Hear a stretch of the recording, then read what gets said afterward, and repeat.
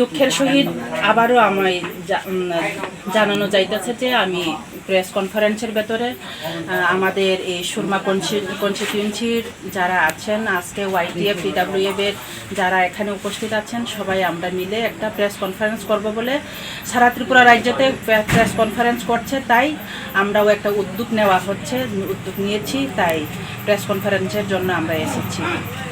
যে সবাই জানেন, সবাই শুনছেন, সবাই দেখেছেন, সবাই প্রেস মিডিয়ার ভিতরে মধ্যে দিয়ে সবাই দেখতে পাচ্ছেন যে আমাদের মহারাজাকে রাজা বলে না ডাকার জন্য আমাদের গত মিটিং ছিলেন, ওদের বিজেপির যে মিটিং ছিলেন চরিলামে, ওই বুথ মিটিংয়ের মধ্যে তাদের জনসাধারণের সাথে তাদের পার্টি কর্মকর্তাদের সাথে বুথ মিটিংয়ে বলা হচ্ছিল। তাই আমরা তিপ্রামথার তরফ হইতে তো ওই মিটিংয়ে কেউ ছিলেন না, কিন্তু ওদের মধ্যেই তো এই কথাটা ভাইরাল হয়েছে। এমনকি ডক্টর মানিক সাহা নিজে খুদ প্রেস কনফারেন্সের মধ্যে বলেছেন যে না, নিশ্চয়ই আমরা বলতে পারি আমাদের সংগঠনের ভেতরে আমরা মিটিংয়ের মাধ্যমে আমরা এই আলোচনা করতে পারি, কিন্তু এই আলোচনাটা যাতে বাইরে না যায় বলে, বাইরে না গেলে ভালো হতো বলে আমাদের সিএম সাহেব এই কথাটা স্বীকার করেছেন। তাই উনি একজন সুশিক্ষিত উচ্চশিক্ষিত লোক, ওনার মুখ থেকে আমরা এই সব কথা আশা করছিলাম না, কিন্তু আজকে আমরা দুর্ভাগ্যবশতভাবে আমরা এই কথা শুনতে হয়েছে। তাই খুবই দুঃখের সহিত আমরা এই কথাকে আমরা কন্ডেম করি। আর আমি বলতে চাই যে বিগত 2018 থেকে 22-এর লাস্ট দিক দিয়ে 23 অবধি যে সরকার 5 বছরের গঠন করার কালীন, যেমন আমাদের বিপ্লব কুমার দেব সিএম সাহেব ছিলেন, তখন আমাদের মহারাজকে যথেষ্ট সম্মান করতেন।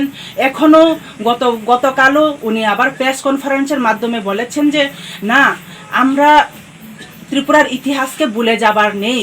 ত্রিপুরার ইতিহাসে আমরা যা দেখেছি, আমাদের 184 জন যে রাজত্ব চলাকালীন 185 হয়েছেন আমাদের মহারাজা প্রদ্যোৎ কিশোর মাণিক্য বাহাদুরের বাবা, এখন আছেন যে বর্তমানে 186 আমাদের মহারাজ প্রদ্যোৎ কিশোর মাণিক্য।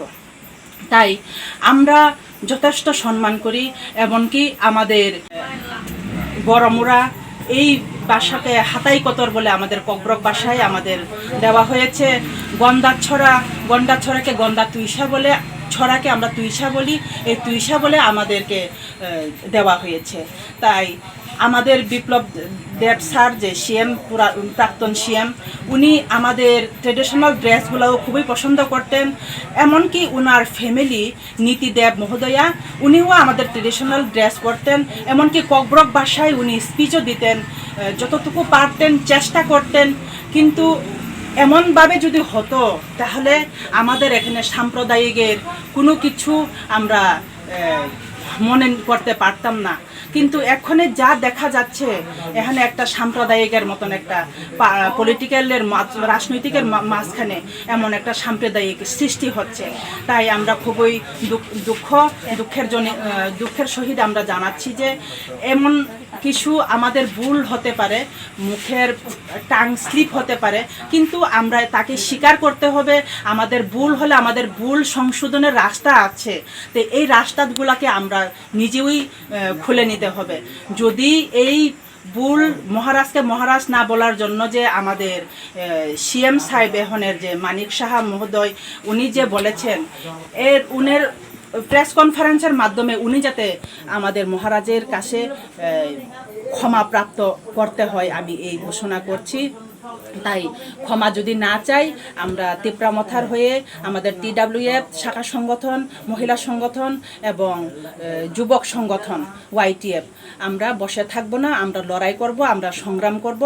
আমরা শেষ অবধি আমরা সংগ্রাম করে আমাদের এই মহারাজকে আমরা রাজা বলে আমরা গণ্য করছি। অন্য কাহারা যারা করুক বা না করুক, আমরা সারা ত্রিপুরা রাজ্যের যে মহারাজ, আজকের ইতিহাসে অনেক বছর ধরেই আমরা জানি, আর ইতিহাসে প্রমাণ আছে।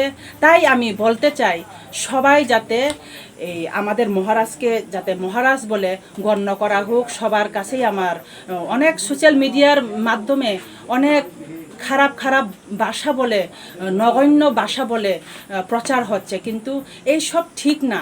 কারণ আমরা চলতে হবে, সবার সাথে থাকতে হবে, সবার হাতে হাত মিলিয়ে আমরা চলতে হবে। তাই আমরা সবাই একত্রভাবে থাকতে চাই, সুশৃঙ্খলভাবে আমরা থাকতে চাই। তাই এত বেশি কথা বলছি না, আমার এই সংক্ষিপ্ত কথা আমি এখানেই শেষ করছি। নমস্কার।